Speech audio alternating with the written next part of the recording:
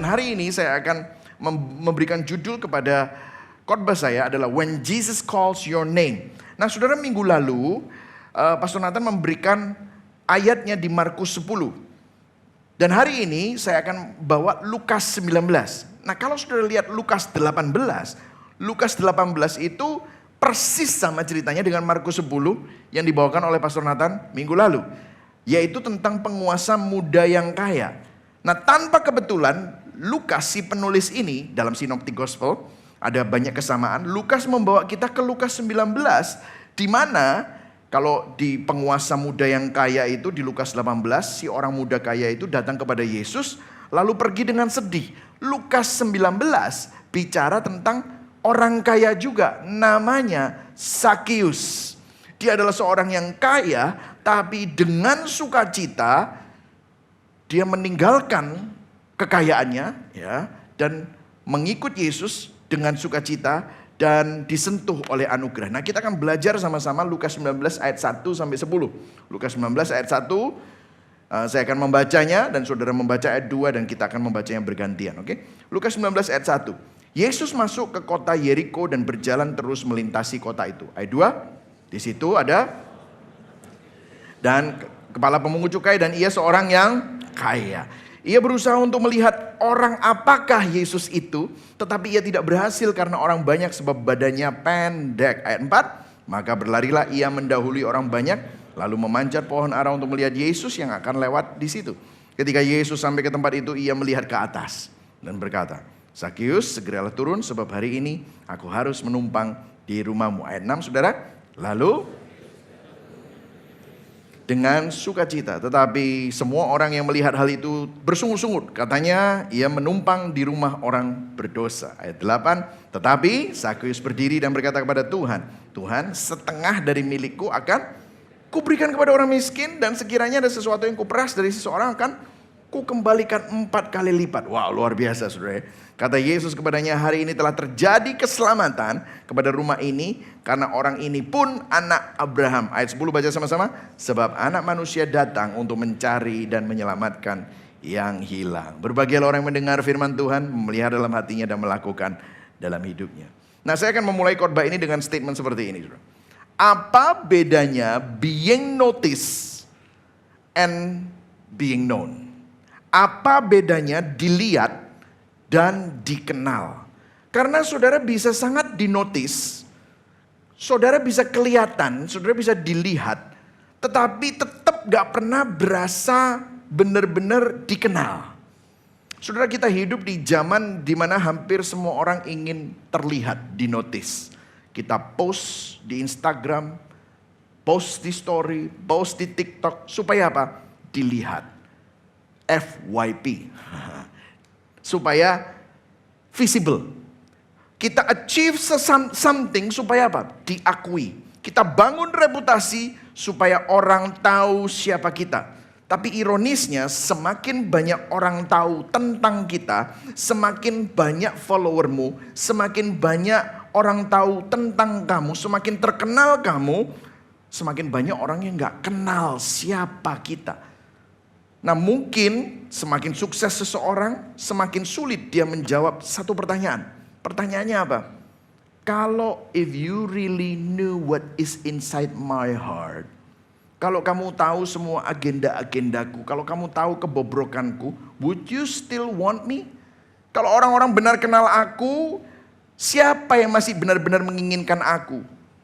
Saudara, when your money is gone, when your position is gone, when your influence is gone, when your achievement is gone, kalau image yang selalu saudara bangun selama ini runtuh, does anybody still want you? Bukan versi dari Instagrammu, bukan versi yang kamu bangun di kantor, bukan reputasi yang kamu bangun di gereja, yang sudah diedit, yang dipolish dengan hati-hati, supaya terlihat keren, acceptable di depan orang lain, but the real you. Dengan ambisimu, dengan insecurity-mu, dengan dosamu, dengan kebobrokan hatimu, dengan kelicikanmu, dengan dosamu, dengan hal-hal yang gak pernah kamu ceritakan kepada orang lain, dengan hidupmu yang bahkan kamu sendiri gak suka, kamu malu untuk cerita itu. If anybody knows that, do you think they still want you? Nah, saya rasa Sakius sedang mengalami itu. Dan Sakius memiliki background yang bisa menjelaskan hal itu. Di situ ada seorang Sakius, bernama Sakius, kepala pemungut cukai, dan dia seorang yang sangat kaya. So bahasa Inggrisnya adalah chief tax collector dan wealthy. He is very wealthy. Jadi Sakius bukan sekedar pegawai pajak, saudara. Sakius juga bukan sekedar staff junior pajak, bukan. Dia bukan orang yang baru memulai karirnya, no. But he's a chief tax collector, kepalanya. Artinya yang buat sistemnya, dia yang mengepalainya. Dia membuat dirinya sangat kaya dengan sistem itu. Dengan kata lain, Sakius punya sesuatu yang banyak orang habiskan seluruh hidupnya untuk mendapatkannya. What does he have? He has money, he has power, he has position, he has influence. Jadi kalau hidup ini seperti tangga, dia udah naik ke paling top. Betul, saudara? That is who Sakius. But there is a problem. Dia kaya, tapi kekayaannya mengorbankan banyak orang. Mengorbankan relationship. Dia punya power, tapi power itu membuatnya terisolasi. Makanya banyak orang tahu namanya Sakius, tapi mereka benci nama Sakius itu. Nah, saudara, mungkin untuk mengetahui masalahnya kita perlu sedikit mengerti bagaimana masyarakat saat itu memandang seorang pemungut cukai. Jadi orang Yahudi itu ada di bawah penjajahan Romawi. Dan pemungut cukai adalah sesama orang Yahudi yang bekerja untuk sang penjajah Roma. Jadi Romawi menentukan jumlah pajak yang harus dikumpulkan. Tetapi si pemungut cukai itu boleh collecting lebih banyak. Dan selisihnya masuk ke kantong mereka sendiri. Dan tentara Romawi itu membacking mereka, ada di belakang mereka. Jadi bayangkan Anda menghasilkan kekayaan dengan membantu penjajah memeras bangsa Anda sendiri. Dan Sakius bukan hanya sekedar salah satu dari pemungut cukai, dia kepalanya. Jadi artinya kalau pemungut cukai itu dibenci, Sakius mungkin adalah orang yang paling super dibenci. Karena dia chiefnya, kepalanya. Dia kaya tapi kekayaannya mengorbankan banyak orang dan powernya terisolasi. Dia punya power tapi membuat dia very lonely. Orang mungkin takut sama dia bukan karena respect, tapi karena dia punya power dan orang benci sama. They knew his name, but they hated his name. Nah, tensionnya di sini. Orang punya posisi, influence, power kayak dia, kok masih nyari sesuatu? Betul? Apa yang masih dicari seseorang yang kelihatannya sudah memiliki semuanya? Disinilah poin saya ada 3, saudara. Yang pertama, dilihat semua orang, tapi tidak pernah dikenal oleh siapapun. Yang kedua, perjumpaan yang tidak pernah dibayangkan. Yang ketiga, anugerah yang menata ulang seluruh kehidupan. Kita mulai dengan yang pertama. Dilihat semua orang tapi tidak pernah dikenal oleh siapapun. Yang siap belajar katakan yes. Amin. Nah, saudara, ada label yang melekat pada nama Sakius. Mungkin labelnya adalah koruptor, pengkhianat, kaya tapi licik, pendosa. Jadi kalau Sakius masuk ke ruangan ini, mungkin sebagian dari kita langsung punya kategori sama dia. Oh, ini loh orangnya. Oh, ini loh orangnya. Sudah pernah nggak di mana sebuah restoran, terus rame, restorannya happening banget, tiba-tiba ada satu orang masuk bersama dengan teman-temannya, terus sudah, iki loh, gendane sopo gitu, ya itu, ani-ani, itu, sugi, tapi sugine itu, saudara ya, itu loh, duit panas itu, gitu. Iku mafia. Saudara, kita punya label. Jadi bukan hanya zaman dulu saja, tetapi sebenarnya kita melakukan hal yang sama. Kita nggak pakai istilah pemungut cukai, tapi kita punya versi-versi modernnya. Ada orang yang terkenal karena skandalnya, ada yang orang terkenal karena dia punya kegagalan rumah tangga, dia punya utang, dia utang sama siapa? Lo bayangkan saudara bisa tahu dia utang sama siapa itu loh, kok bisa itu loh saudara. Ada yang terkenal karena pekerjaannya, karena kecantikannya, karena dia punya pacar siapa. Sudah di kota Surabaya ini kita cepat sekali membaca status, kita tahu siapa yang berhasil, siapa yang punya koneksi, siapa yang punya bisnis, anak esopo. Lu bayangkan saudara bisa keep up, itu anaknya ini, yang punya ini, yang punya ini. Tinggal di kawasan mana, siapa punya nama besar. That is labels that we do. But do we really know them? No. Itulah yang namanya seen but not known. Zacchaeus was seen by everyone, but was he really truly known by everyone? Zacchaeus dilihat oleh banyak orang, tetapi apakah ada yang benar-benar kenal pribadinya? Gak ada yang tahu. Dan ini adalah salah satu ironi terbesar kehidupan modern. Kita bisa dikelilingi banyak orang, tapi gak dikenal. Kita bisa punya banyak follower, but kita gak punya tempat aman untuk jujur. Kita punya banyak kontak, tapi gak punya komunitas yang otentik. Kita punya banyak relasi, tapi gak pernah punya sahabat. Ada orang yang terlihat kuat, yang gak pernah seakan-akan butuh apa-apa. Padahal sebenarnya dia menangis. Sebenarnya sudah lama dia gak tahan sendirian. Ada orang yang terlihat sangat sukses, tapi tiap malam dia gak bisa tidur karena pikirannya penuh dengan ketakutan. Saudara, Zacchaeus terkenal sebagai orang berdosa. Itu istilah yang dipakai oleh Alkitab di ayat 7, tapi mungkin sebelum banyak orang memanggil dia orang berdosa, dia sendiri sudah hidup dengan sense bahwa dirinya selalu dilihat melalui label. Disinilah poin pertama, dilihat semua orang tetapi tidak sungguh dikenal. Dan apa yang terjadi di cerita ini? Kita lihat ayat yang ketiga. Baca sama-sama, 1, 2, 3. Ia berusaha untuk apa? Melihat orang apakah Yesus itu. Jesus wants to know who is Jesus? Zacchaeus ingin tahu who is Jesus. Ada curiosity, ada restlessness, ada sesuatu dalam diri Zacchaeus. Aku pengen tahu, aku dengar tentang orang ini. Dan dia melakukan sesuatu yang sangat-sangat crazy seperti orang penguasa muda yang kaya, tapi lebih gila lagi. Dikatakan begini, ayat 4, baca sama-sama. 1, 2, 3. Maka berlarilah ia mendahului orang banyak, lalu apa? Memanjat pohon ara. Wih, ini saudara luar biasa sekali. Karena begini, chief tax collector, orang kaya dan berkuasa, itu adalah orang yang mungkin terbiasa menyuruh orang lain lari buat dia. Tidak mungkin dia lari. Dia punya budak yang lari buat dia. Dia punya bodyguard yang lari buat dia. Jadi kalau saudara lihat dalam budaya kehormatan zaman kuno, pria dewasa yang terpandang itu nggak mungkin lari seperti anak kecil. Tapi dia berlari. Nah ini yang lebih gila lagi. Dia bukan cuma hanya berlari, tapi dia apa? Manjat pohon. Apalagi manjat pohon. It was beneath his dignity. Ini menunjukkan ada sesuatu dalam diri Zacchaeus yang lebih kuat daripada jaga image. Dari diri sini kita bisa melihat sebuah ironi. Saudara perlu mengerti, saudara. Di sini kalau saya membaca beberapa komentari, kenapa kok dia sampai rela manjat pohon? Ini merupakan sebuah metafora. Zacchaeus menghabiskan seluruh hidupnya climbing, memanjat. Memanjat tangga ekonomi. Mungkin dulu kalau diwawancara di dalam memoarnya, mungkin Zacchaeus bisa cerita, aku ini bukan siapa-siapa. Dari kecil aku dibully karena aku pendek. Nah ini saya buat sendiri, bukan dari Alkitab ya saudara. Mungkin dari dulu aku ini selalu gak dianggap. Tapi aku climbing tangga sosial. Tangga ekonomi, tangga kuasa. Sampai aku bisa mencapai top. Tapi setelah semuanya itu kosong.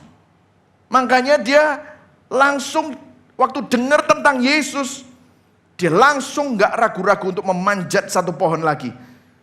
Nah, apa yang bisa kita pelajari, saudara? Karena mungkin saudara dan saya juga bisa seperti ini.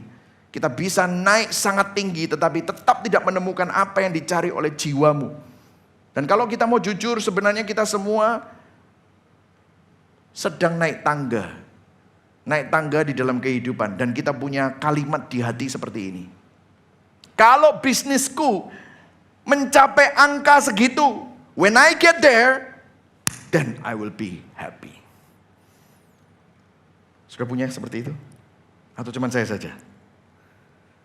Kalau akhirnya saya punya rumah seperti itu, kita usahakan rumah itu. Betul kan?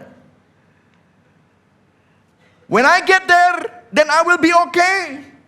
Kalau aku menikah sama dia, wah, gandengan, waduh, happily ever after. Kalau saya punya anak, bagi yang nggak punya anak, berusaha bertahun-tahun. Kalau aku dapat posisi itu. Ada beberapa dari saudara yang striving so hard to get approval from your family. Karena kamu merasa nggak dianggap oleh keluargamu. Dan kalau aku akhirnya diakui oleh keluargaku, dikasihi oleh keluargaku, I will be happy. Mungkin teman-teman hamba Tuhan yang mungkin online. Dalam pelayanan, kalau gerejaku bertumbuh, kalau ministriku dipakai Tuhan, kalau orang menghormati aku sebagai pemimpin, kalau aku nulis buku, kalau aku punya jemaat segini, then I know my life matters. Perhatikan saudara, ini semua gak ada yang jahat.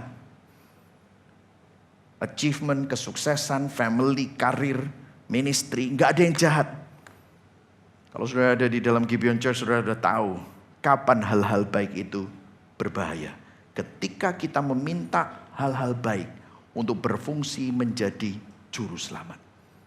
Apa itu juru selamat? Pada waktu kita jadikan hal-hal yang baik itu menjadi sumber identitasmu, ultimate identity, keamananmu, kenyamananmu, signifikansimu, maka hal-hal baik itu menjadi berhala. Kalau saudara berkata kepada karir, give me identity, then it will enslave you. Itu akan memperbudak engkau. Kalau kita katakan kepada uang, give me security. Kalau kita katakan kepada relationship, tell me I'm lovable. Kalau kita katakan kepada anak kita, make me proud of myself. Makanya kan orang tua kan bilang, make me proud my son. Kalau kita berkata kepada ministry kita, prove me that I matter. Pada saat sesuatu yang baik itu menjadi sesuatu yang ultimat, disitulah hal itu akan menghancurkan kita. Karena kita meminta ciptaan untuk melakukan pekerjaan sang pencipta. Good things makes terrible God. Hal-hal baik itu menjadi Tuhan yang buruk. Nah, apa yang terjadi kalau saudara menjadikan hal-hal seperti itu? Tuhanmu, berhalamu. Pengkhotbah 5 ayat 10. Kita ngomongin duit ya, karena dikatakan Sakyus itu kaya. Ayo baca sama-sama Pengkhotbah 5 ayat 10. 1, 2, 3. Siapa mencintai uang tidak akan puas dengan uang. Nah, ini ada di buku ini, saudara. Bukan promosi, tapi kebetulan. Ya. Alkitab nggak berkata orang yang nggak punya duit tidak puas. Ada orang yang bilang, iya siapa bilang pastor, orang yang punya duit itu pasti nanti akan puas hidupnya. Berarti kamu kurang punya duit, makanya ngomong kayak gitu. Dia berkata apa? Firman Tuhan, orang yang mencintai uang tidak akan dipuaskan oleh uang. Oh, saya pakai. Nah, ini. Wah. Semakin kita banyak punya, semakin kita sedikit puas. Itu the lie of the world. Dikatakan, oh kamu kalau dapat itu, oh you will be happy. It's wrong. Saudara, uang bisa beli banyak barang, tapi uang gak bisa beli rasa cukup. Uang bisa beli kasur yang paling mahal, tapi tidak menjamin tidur nyenyak, saudara. Uang bisa beli security system, bahkan bayar bodyguard yang paling handal MMA, gitu, saudara.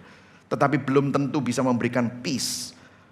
Uang bisa bikin orang jadi teman-temanmu, tapi belum tentu dia menghasilkan sahabat yang tulus. Uang bisa buat orang tahu nama kita, tapi belum tentu saudara dikenal dan memberikan identitas yang aman. Saudara, Yesus sendiri dalam sebuah perumpamaan tentang orang kaya yang bodoh, Yesus bilang begini, katanya lagi kepada mereka, berjaga-jagalah dan waspadalah terhadap segala ketamakan. Sebab, ayo sama-sama baca, 1, 2, 3. Walaupun, semuanya baca, walaupun apa? Hidupnya tidaklah tergantung daripada kekayaannya itu. Ini Yesus yang ngomong. Tapi coba lihat dunia. Dunia kan ngomong apa? Pekerjaanmu apa? Gajimu berapa? Jabatanmu apa? Mobilmu apa? Rumahmu di mana? Koneksimu siapa? Saudara, kalau identitas kita dibangun di atas kekayaan, uang, performa, kita tidak akan pernah berhenti untuk cari itu dan performing terus. Disinilah Injil membebaskan kita dari semua itu, saudara. Makanya pertanyaan diagnostik yang saya mau ajukan kepada saudara hari ini adalah begini. Apa yang memiliki hatimu? Karena hati kita dimiliki sesuatu. Kalau bukan Tuhan, itu pasti yang lain. Apakah kamu punya uang atau uang yang memiliki kamu? Apakah kamu punya karir atau karir yang memiliki kamu? Apakah kamu mengasihi anak atau keberhasilan anak yang menentukan harga dirimu? Apakah kamu melayani Tuhan atau keberhasilan pelayanan yang akan menentukan apakah kamu merasa berarti? Dan kalau Tuhan ambil sesuatu dalam dirimu yang kamu anggap berharga itu, dan kamu bilang hidupku hancur. Kalau engkau ambil itu, artinya itu sudah bukan lagi berkat, tapi itu sudah jadi berhala. Saya mau kasih pertanyaan lagi yang bisa kita renungkan, tapi ini pertanyaannya hipotesis. Andaikan, katakan sama-sama andaikan, andaikan. Katakan pada kanan kiri, ini andaikan, oke? Andaikan. Jadi gini, maksudnya gini, kalau saudara gagal, terus saudara pasti akan ngomong gini, kalau aku berhasil aku mestinya happy. Kalau saudara sudah punya duit, tapi masih kurang banyak, saudara pasti akan bilang, kalau duitku banyak, ini Surabayaan, banyak. Aku akhirnya happy. Kalau saudara masih ngomong gitu, artinya masih kurang. Tapi andaikan, kamu benar-benar paling berhasil. Kamu kekayaannya kayak Elon Musk gitu loh, sampai berapa triliun dolar. Ini bukan billion dollar, triliun dolar gitu.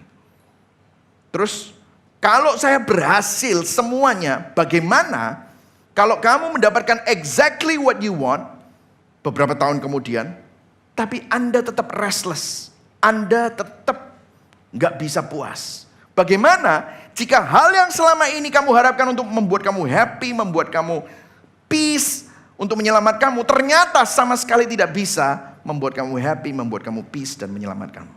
And I think that's where Zacchaeus is. Zacchaeus, kita nggak tahu apa yang terjadi, tetapi Zacchaeus punya segalanya. Dia kaya, dia powerful, tapi dia masih ingin tahu siapa Yesus, makanya dia rela kehilangan harga diri, manjat pohon untuk melihat siapa Yesus. Nah, disinilah kita masuk di dalam poin yang kedua, perjumpaan yang tidak pernah terbayangkan. Oke? Nah, saudara bayangkan ya, crowd, semua orang mengiringi Yesus, mengelilingi Yesus, dan Zacchaeus, dia lihat dari jauh itu Yesus. Nah, dia kan kalau sendirian tidak mungkin, dia pasti sama bodyguardnya, pasti. Tapi kalau dia sama bodyguardnya, dia pasti slow. Tiba-tiba, saudara bayangkan ini crowd ramai, tiba-tiba ada satu orang kecil, lari ke depan gitu. Bodyguardnya, loh, ada apa ini? Ada apa ini? Wah, ngejar dia. Nah, dia tahu Yesus jalannya ke arah sana, dia lari ke arah sana. Beberapa ratus meter ke depan, terus dia kemudian naik ke atas pohon. Nah, beberapa komentari bilangnya begini, yang menarik buat saya. Dia naik ke atas sana, terus dia bilang begini, kalau aku naik ke atas pohon, itu close enough to see Jesus, but far enough not to be seen. Jadi cukup dekat untuk lihat siapa Yesus, aku bisa mengamati dia, tapi juga cukup jauh sehingga Yesus gak bisa lihat saya. Nah, saya mau berhenti di sini karena I really need to stop here to look at our life. Bukankah banyak orang mengikut Yesus seperti itu? Close enough sama Yesus, cukup dekat untuk mendengar firman, ibadah, dekat sama Tuhan untuk dapat blessing. Tapi jangan terlalu dekat, karena nanti disuruh ikut APS, APB dan juga CG. Nah, bercanda ya, saudara. Itu nggak di sini kok ya, di tempat lain gitu, saudara. Oh, gospel, ini luar biasa. Waduh, aku dengerin itu kena. Tapi jangan sentuh bisnisku, berhalaku. Jangan sentuh relasiku yang gak sehat sama pacarku. Jangan sentuh my secret life. Jangan suruh aku ngampuni papaku. Close enough to receive something, but far enough not to be bothered with. Jangan ganggu. Kita nyaman dengan Yesus selama dia tidak mengutik-utik apa yang kita genggam erat. Saudara, kalau saudara merasa seperti itu, this message is for you. You need to stop being far. You need to go all in. Yang setuju katakan amin. Karena kalau saudara cuma separuh-separuh begitu, saudara akan jadi orang religius saja. Nah lihat, apa Yesus gak membiarkan Sakyus seperti itu.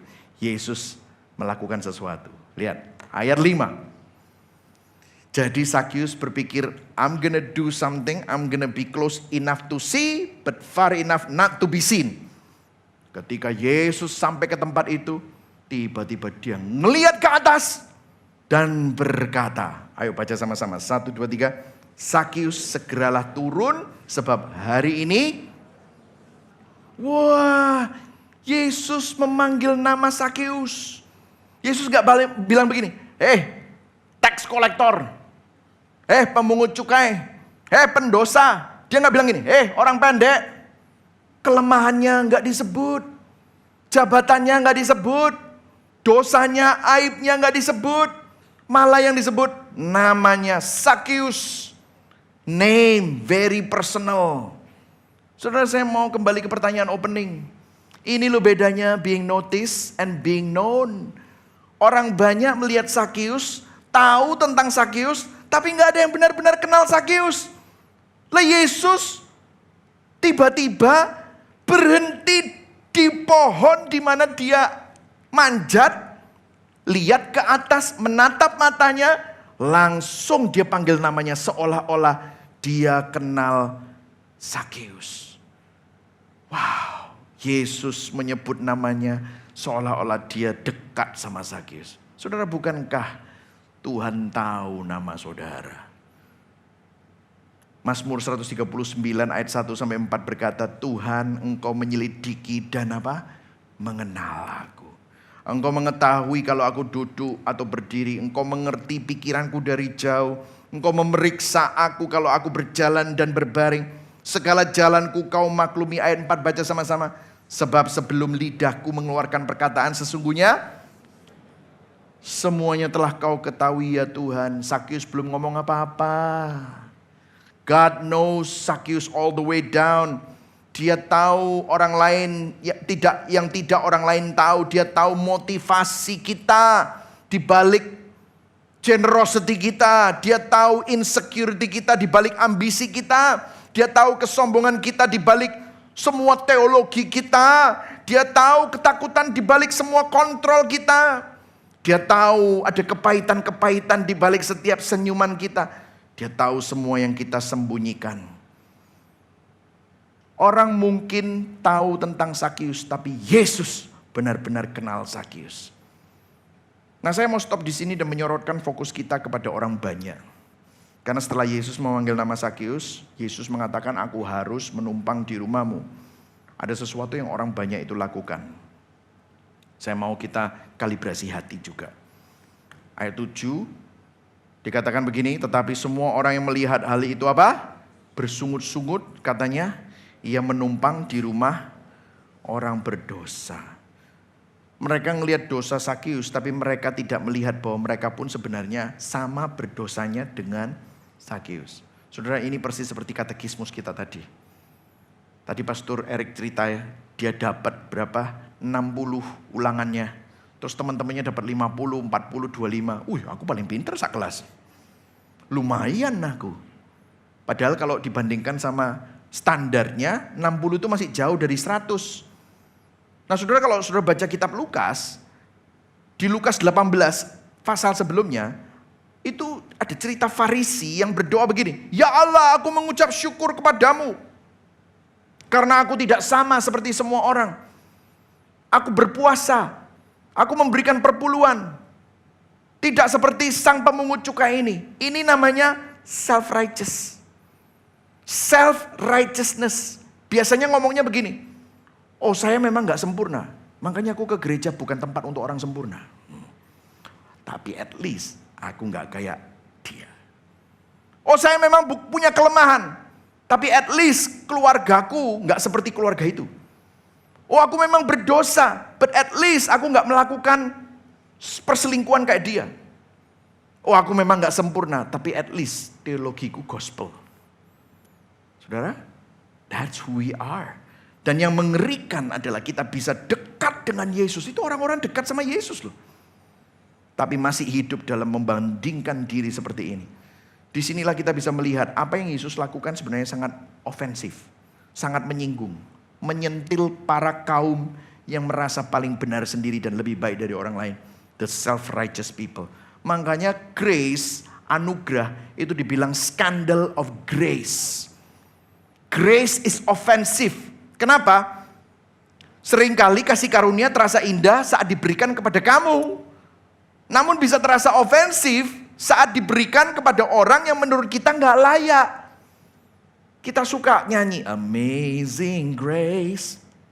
Tapi diam-diam di dalam hati kita tambahkan ngomong, buat aku bukan buat dia. We like to judge. Kenapa Tuhan? Dia lo baru bertobat. Langsung dapat pacar ndak lama nikah. Lah aku iki lo.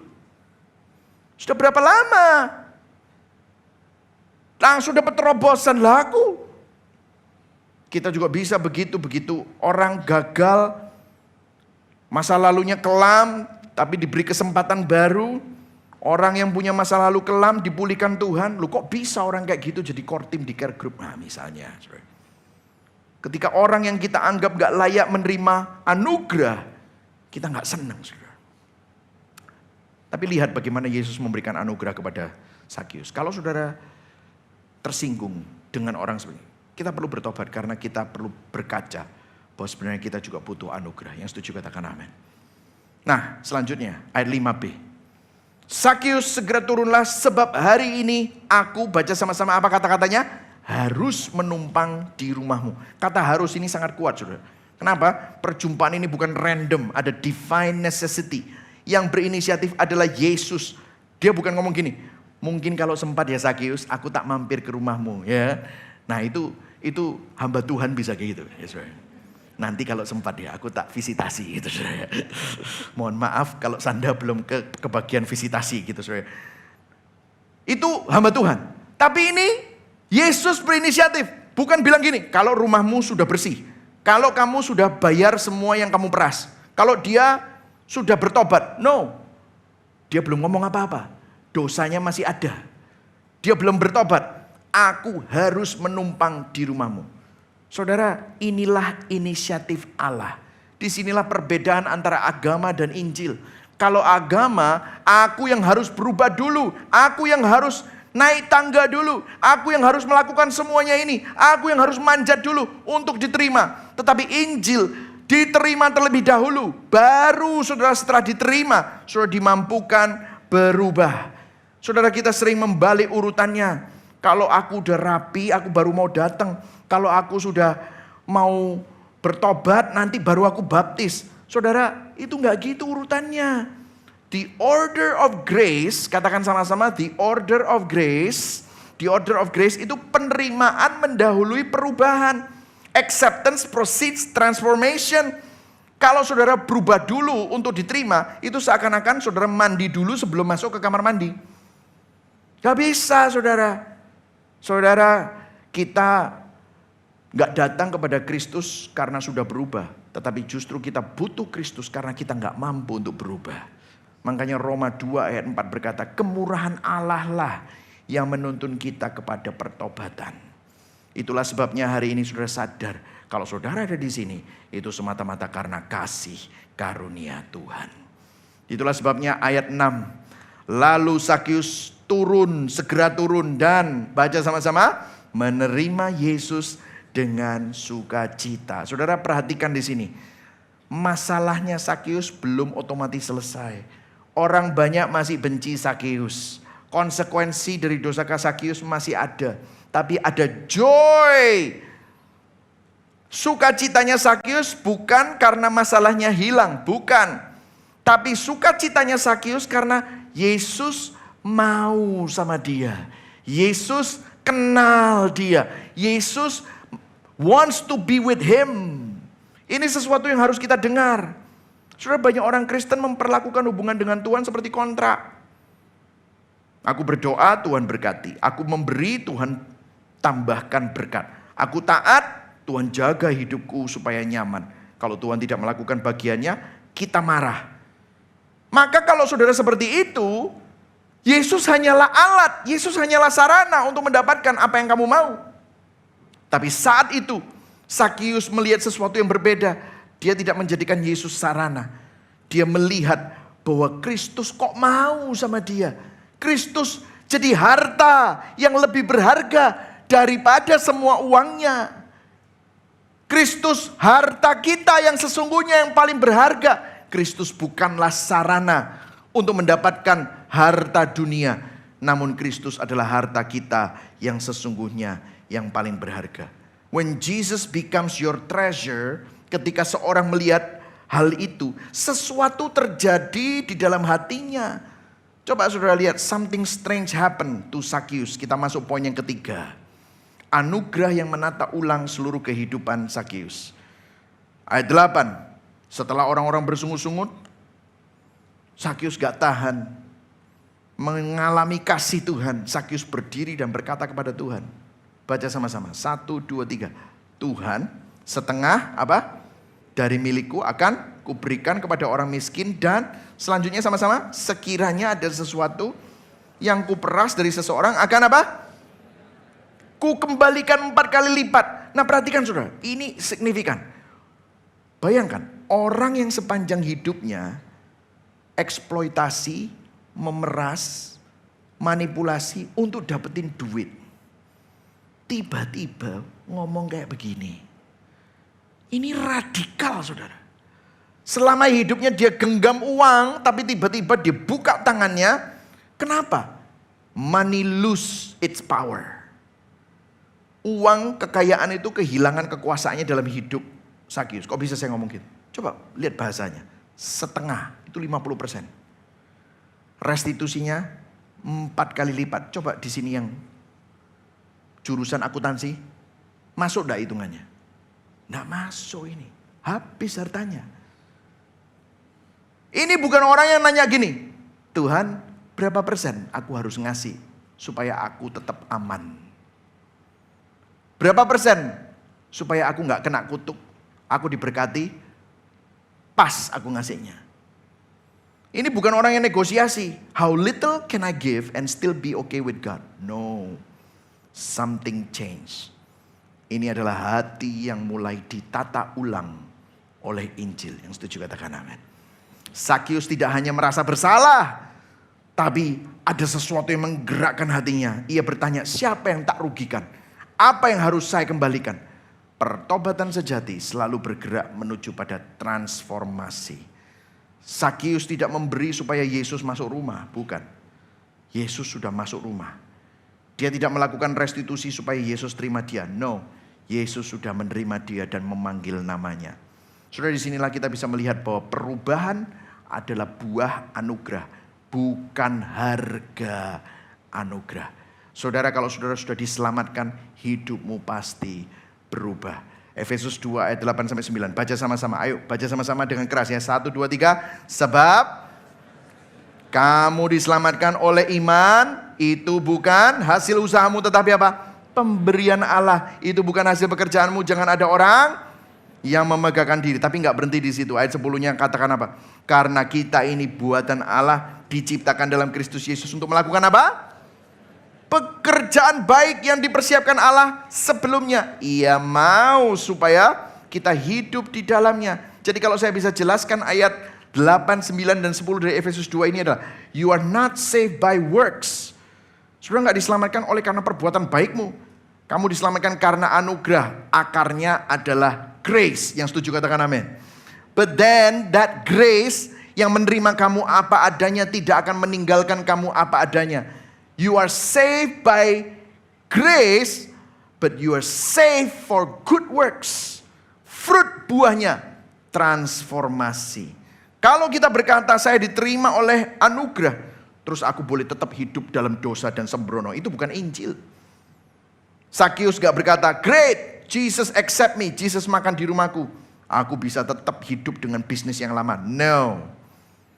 Anugerah yang menerima Sakius mulai menata ulang hidupnya dan mengubah hidupnya. Repentance bukan hanya feeling sorry. Repentance, there's a change of direction.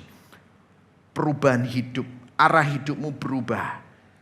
Hidupmu bukan hidupmu lagi tetapi milik Kristus. Karena itu hidupmu memuliakan Tuhan. Yang setuju katakan amin.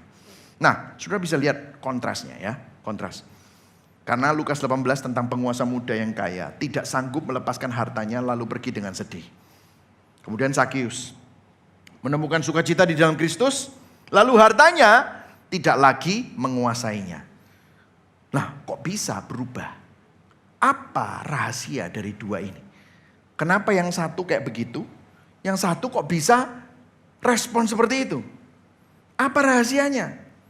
Ini bukan willpower-nya Sakius. Atau Sakius itu lebih komitmen pastor. Makanya dia bisa seperti itu. No. Saudara mau tahu? Kenapa? Anugerah Kristus menangkap hati Sakius. Sakius menemukan Yesus sebagai harta yang lebih berharga daripada power, position, and money that he has. Ini saya kasih cuplikan dari Thomas Chalmers, The Expulsion Power of New Affection. Baca sama-sama. 1, 2, 3. Kasih yang mulia dan indah menggantikan apa? Kasih yang lebih rendah, yang tidak mampu memuaskan. Saudara, cara yang paling efektif untuk melepaskan cinta yang lama bukan ngomong gini, stop cinta hal itu, stop cinta uang, gak bisa. Tapi menemukan sesuatu yang lebih indah. Ketika hati melihat Kristus sebagai treasure, treasure lain kehilangan ultimate power. Seperti di Matius 13 ayat 44, orang yang menjual semuanya dengan sukacita karena menemukan harta yang lebih besar. Jadi hari ini apakah saudara melihat Kristus sebagai harta yang indah dan mulia? Dan kemudian di ayat 9, kita kembali ke sini nanti sebelum kita masuk dalam gospel connection. Kata Yesus kepadanya, hari ini telah terjadi keselamatan kepada rumah ini karena orang ini pun anak Abraham. Wah, identitasnya berubah. Karena Yesus gak bilang, oh Sakius jadi orang yang lebih nice, Sakius jadi orang yang lebih ethical. Bukan. Tetapi identitasnya berubah. Salvation has come. Sesuatu yang besar terjadi. Identitasnya berubah. Tuhannya berubah. Treasure-nya berubah. Hidupnya arahnya berubah. Dan dikatakan orang ini pun anak Abraham. Orang banyak berkata Sakius itu orang luar, pengkhianat.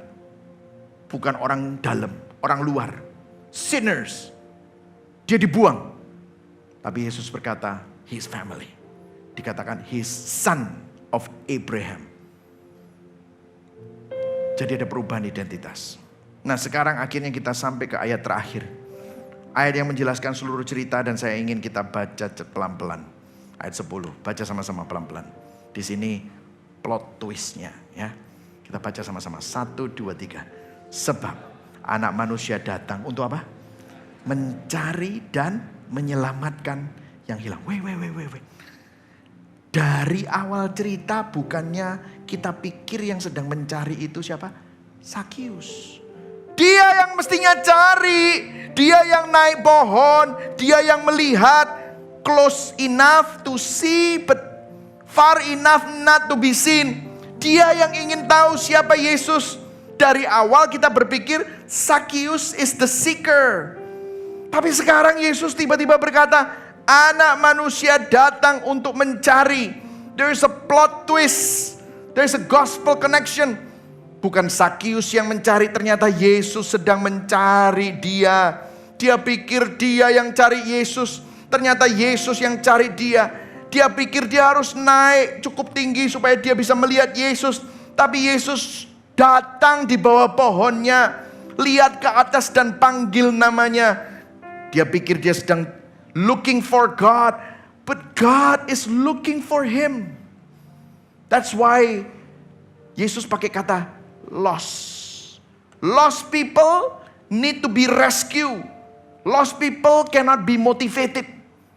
Lost people cannot be educated. Lost people need to be saved. Orang hilang perlu diselamatkan. Orang hilang tidak butuh advice. Kalau seseorang tersesat di hutan, gelap, gak ada signal, gak tahu arah, Anda gak bisa cuma kirimkan quote 5 cara untuk menemukan jalan pulang. Gak bisa, saudara. You need to find him and bring him home. Someone has to come and find him. Inilah perbedaan antara agama dengan Injil. Agama berkata, saya yang naik untuk cari Tuhan. Saya yang harus berbuat baik. Saya yang harus naik pohon untuk cari Tuhan. Perbedaannya dengan Injil, karena begitu besar kasih Allah akan dunia ini, sehingga dia mengaruniakan anaknya yang tunggal. Pada mulanya adalah firman. Firman itu adalah Allah. Firman itu bersama dengan Allah. Firman itu menjadi manusia. Lahir di kandang. Tuhan yang turun untuk cari saudara. Religion says I search for God.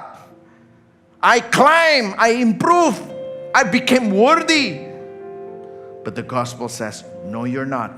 I came down. Makanya Yesus berkata, I came to seek and to save. Saudara, to save ini bukan hanya to inspire, to teach. No, to save ini humbling. Kalau saudara bisa diselamatkan karena kamu melakukan perbuatan baik, kamu akan bangga dengan perbuatan baikmu itu. Kalau kamu bisa diselamatkan karena agamamu, kamu akan merasa superior, kamu akan sombong. You will say to God, I did it. No. Salvation is this. You were lost, but God came. God seek you. Gak ada tempat untuk sombong. Dan bagaimana Yesus melakukannya? We need to see di ayat yang pertama petunjuknya. Perjalanan Yesus ke arah mana pada waktu dia ketemu sama Sakius. Yesus masuk ke kota Yeriko dan berjalan terus melintasi kota itu. Yeriko adalah arah menuju Yerusalem. Di mana di Yerusalem dia akan dielulukan, Hosana bagi anak sang raja. Hosana bagi sang raja, anak Daud. Tapi apa yang terjadi beberapa hari kemudian? Orang yang sama yang berteriak Hosana berkata, salibkan dia. Salibkan dia. Yesus menghadapi salib. That's how Sakius bisa masuk. Saudara, salib adalah pembalikan outsider menjadi insider. Sakius adalah outsider, orang luar, dibenci, ditolak, dianggap najis, tapi Yesus bawa dia masuk. Bagaimana mungkin orang luar masuk menjadi bagian dari keluarga Allah? Yang terjadi adalah Yesus sang pribadi yang paling layak berada di dalam. He is the ultimate insider. Yesus anak yang dikasihi Bapa, sempurna, kudus, benar, memilih untuk diperlakukan, untuk menjadi orang outsider. Dia dibuang di luar kota, dia ditolak, dia dihina, dia dihukum, dia ditinggalkan. Untuk apa? Supaya orang-orang luar, outsider seperti saudara dan saya yang nasibnya sama seperti Sakius, dapat dibawa masuk. Jesus is the ultimate insider yang menjadi outsider. Kalau Sakius naik pohon karena dia ingin tahu siapa Yesus, perhatikan, Yesus rela naik pohon salib karena kasih. Yesus tahu dosamu dan dosaku, tapi dia naik ke pohon salib untuk menanggung dosamu dan dosaku. Sakius turun dari pohon dan menerima Yesus dengan sukacita. Bagaimana dia bisa melakukan itu? Karena Yesus bertahan di pohon salib. Supaya kita bisa pulang ke rumah Bapa di surga. Yesus menjadi orang luar yang ditolak. Supaya kita yang seharusnya orang luar yang gak mungkin masuk, dibuang seharusnya, tapi kita dapat dibawa masuk sebagai anak. Berikan tepuk tangan buat Tuhan. Amin, saudara. Saudara, inilah perubahan yang terbesar dalam diri Sakius. Treasure-nya berubah karena Tuhan kenal dia. Dia dikenali Tuhan. Dulu uang jadi identitasnya. Dulu uang jadi keamanannya. Sekarang Kristus jadi identitasnya. Sekarang Kristus jadi keamanannya. uang jadi hamba lagi. Treasure-nya berubah. Seluruh hidupnya ditata ulang. Bagaimana dengan hidup saudara? Kalau Kristus sudah mengenal kita dan menjadi harta kita, kamu gak perlu lagi minta dunia memberikan identitas, penerimaan dan keselamatan. Karena hanya Yesus yang bisa memberikannya. Yang setuju katakan amin. Kristus sudah jadi harta kita. Mungkin selama ini kamu cari identitas itu. Kamu panjat banyak pohon untuk merasa cukup. Tapi hari ini Kristus mencari saudara. Kristus lihat saudara. Kristus panggil nama saudara. Ternyata bukan kamu yang cari dia. Dia yang cari kamu. Bukankah itu merupakan kabar baik yang terindah? Amin saudara. Sama-sama kita katakan orang berinjil ya. Mulai dari sini dulu ya. Oke. Dari sini dulu deh. Oke. Dari sana ya. 1, 2, 3. Orang berinjil sadar bahwa keselamatan bukan tentang usaha untuk cari Tuhan. Namun inisiatif Tuhan yang menemukan saya dan menyelamatkan saya. Yang setuju katakan amin. Yang tengah. Orang berinjil sadar bahwa perubahan bukan syarat dari penerimaan. Tapi buah dari penerimaan oleh kasih karunia. Katakan sama-sama, saya diterima karena kasih karunia Tuhan. Amin. Yang sini. Sama-sama, 1, 2, 3. Orang berinjil sadar bahwa semua harta dunia terbatas nilainya. Karena apa? Karena memiliki Kristus. Harta yang paling berharga. Berikan tepuk tangan buat Tuhan. Amin. Mari sama-sama bangkit berdiri. Saudara diberkati hari ini. Amin saudara. Ya. Kita akan nyanyikan In Christ Alone. Reflektifnya saudara ya. Reflektifnya. Apa pohon yang kamu suka panjat terus-terusan itu loh. Ya stop ya. Kamu berusaha naik tangga sosial. Tangga ekonomi. Tangga kuasa untuk dianggap. Stop. It will never make you happy. What you need, you come to Jesus. And by the way, Jesus already come for you. Apakah kamu sedang berubah supaya diterima Tuhan? Stop doing that. Itu agama. Kamu bisa berubah kalau kamu hidup dari penerimanya. Apakah kamu masih melihat iman sebagai usaha untuk cari Tuhan atau hidup sebagai orang yang sudah ditemukan Tuhan? God already found you. Revel in that. Hiduplah dari situ.